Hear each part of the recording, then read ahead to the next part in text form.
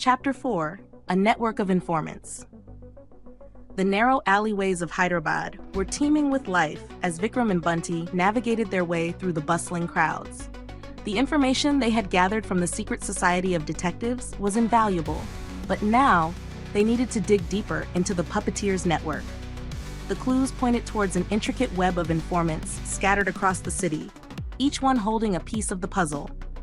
Their first stop was an old tea house tucked away in the heart of Charminar, a place known for its discreet clientele and shadowy dealings. As they entered, the fragrant aroma of freshly brewed tea mixed with the scent of tobacco smoke. The tea house was dimly lit, with patrons huddled in quiet conversation. A familiar face greeted them from behind the counter. Farhan, a local informant with connections in the city's underworld. He was a wiry man with sharp eyes that missed nothing. "Vikram, Bunty, what brings you here?" he asked, his voice low and cautious. "We're looking for information on the Puppeteer," Vikram replied, leaning against the counter. "He's been leaving a trail of broken dolls, and we need to find him before he strikes again." Farhan's eyes narrowed. "The Puppeteer? Dangerous game you're playing. I've heard whispers, but nothing concrete. People are scared to talk." Bunty pulled out a wad of cash, sliding it across the counter. "Maybe this will loosen some tongues?" Farhan pocketed the money with a nod. "There's a man named Kasim, runs a pawn shop in Moazam Jahi Market. He deals with all kinds of shady characters. If anyone knows about the Puppeteer, it's him." "Thanks, Farhan," Vikram said, turning to leave. "Keep your ears open for us." The drive to Moazam Jahi Market was tense. The market was a labyrinth of stalls and shops, each one packed with goods ranging from antiques to electronics. Kasim's pawn shop was a small, cluttered space filled with an eclectic mix of items. The man himself was a burly figure with a stern expression, his eyes flickering with suspicion as they entered. "What do you want?" Kasim barked, his voice rough. "We're looking for information on the Puppeteer," Vikram said, getting straight to the point. Kasim's face darkened. "I don't know what you're talking about."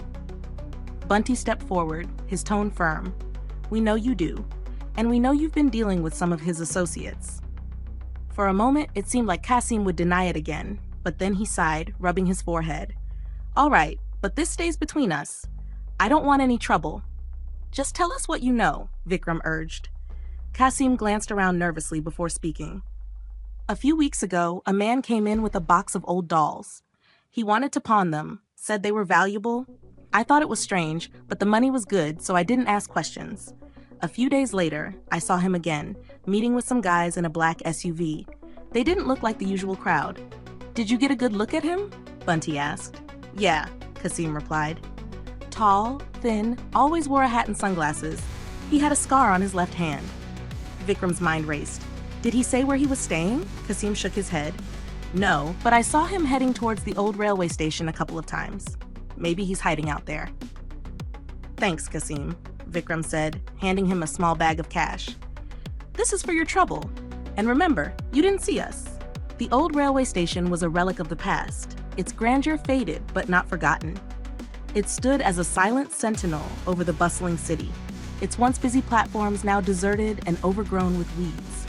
As Vikram and Bunty approached, the sense of foreboding grew stronger. "This place gives me the creeps," Bunty muttered, adjusting his jacket. "Stay sharp," Vikram replied, his eyes scanning the area. "If the Puppeteer is here, he'll have lookouts."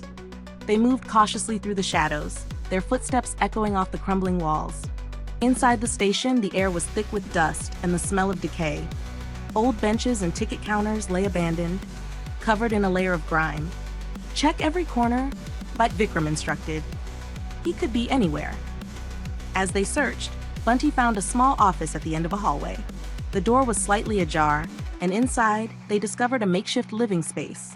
An old mattress, a few scattered belongings, and a table covered with maps and photographs. "This has to be it," Bunty said, rifling through the papers. "Look, there's more photos of the missing kids." Vikram examined the maps, noting the marked locations. "He's planning something big. These marks. They're all over the city." Before they could delve further, they heard a noise from the hallway, a soft, almost imperceptible rustling. Vikram signaled for silence, drawing his gun. They moved towards the sound, hearts pounding, and found a small storeroom.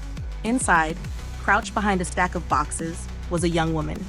"Please, don't hurt me," she whispered, her eyes wide with fear. "We're not here to hurt you," Vikram said gently. "Who are you?" "My name is Anjali," she replied, her voice trembling. "I was taken by the puppeteer. I escaped, but he's still out there. He's planning something terrible." Vikram helped her to her feet. "You're safe now, Anjali. We need to know everything you can tell us about him." Anjali nodded, tears streaming down her face. He's not just one man. He has people working for him, all over the city. They take the children and bring them to him. He calls himself the puppeteer because he controls everything like strings on a puppet. Bunty looked at Vikram, a sense of urgency in his eyes. "We need to stop him before he takes anyone else."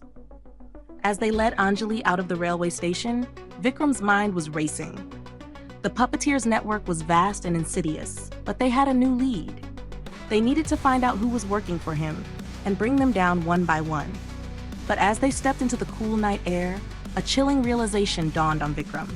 The puppeteer was always one step ahead, and this was just the beginning. The real fight was yet to come, and it would push them to their limits.